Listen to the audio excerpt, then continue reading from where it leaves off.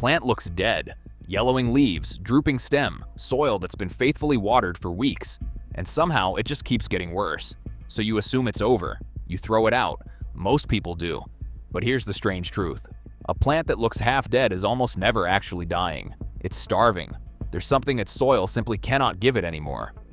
A missing mineral, a quiet hunger, an invisible gap that water alone can't fill. And for most of human history, every household knew how to fix that without ever stepping into a store. What changed wasn't the plants. What changed was us. The things our great-grandparents fed their gardens with were the things we now throw away every single day.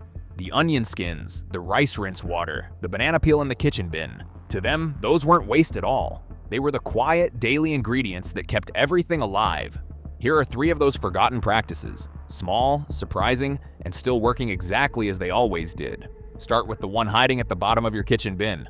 Onion peels. The papery, copper-colored skins we strip off and throw away every single day are, by weight, one of the most concentrated parts of the entire onion.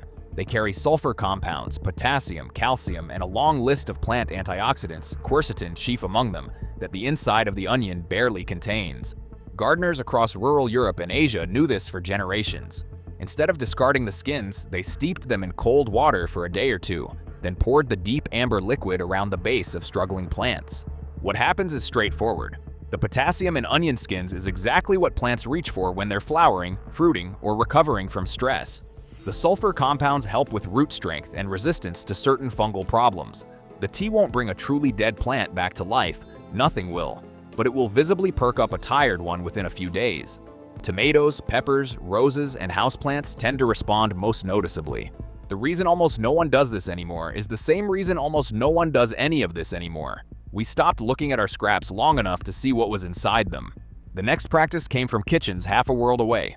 Rice water. In Korea, Japan, China, and across much of South Asia, the cloudy water left over from rinsing or soaking rice was never poured down the drain. It was saved. Sometimes it was used on skin and hair. Often, it was given to the plants. And in some households, it was left to ferment for a few days first, until it turned faintly sour, before being diluted and poured around the roots. What's actually inside it is more interesting than it sounds. The rinse water is full of starches, B vitamins, and trace minerals washed off the grain. And once it ferments, it teems with lactic acid bacteria, the same family of microbes that ferments yogurt and kimchi. Those bacteria introduced into garden soil help suppress harmful microbes, soften the soil structure, and make existing nutrients more available to plant roots. It's essentially a probiotic for the ground. Modern gardeners rediscovering this practice describe it the same way every time. The plants don't transform overnight, but within a couple of weeks the leaves look glossier, the new growth comes in stronger, and the soil starts to smell faintly alive again. A small, ancient ritual, hidden inside something we still rinse down the sink without thinking. And the third one sat at the base of nearly every rose bush in your grandmother's garden: banana peels. For more than a century, rose growers across Europe and North America did the same thing every time they ate a banana. They buried the peel at the base of a rose bush. There was no science behind the habit yet, no measurements, no nutritional studies, just generations of gardeners noticing that the plants given peels bloomed harder, bigger, and longer than the ones that weren't. Grandmothers passed the practice down to grandchildren without ever needing to explain why. The why turned out to be straightforward.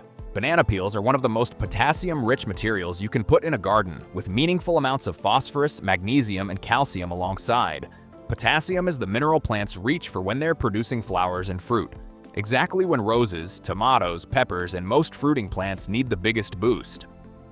Buried whole near the roots, the peel breaks down slowly over a few weeks, releasing those minerals into the soil at almost exactly the rate the plant can absorb them.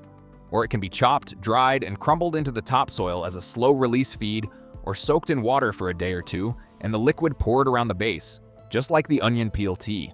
The reason this practice nearly disappeared isn't that it stopped working. It's that the granular fertilizer in the bag at the store promised the same result in a faster, tidier, more scientific package.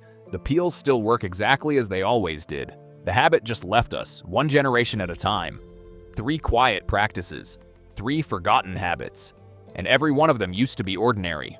Onion skins steeped overnight, rice water saved instead of poured away, a banana peel tucked under a rose bush.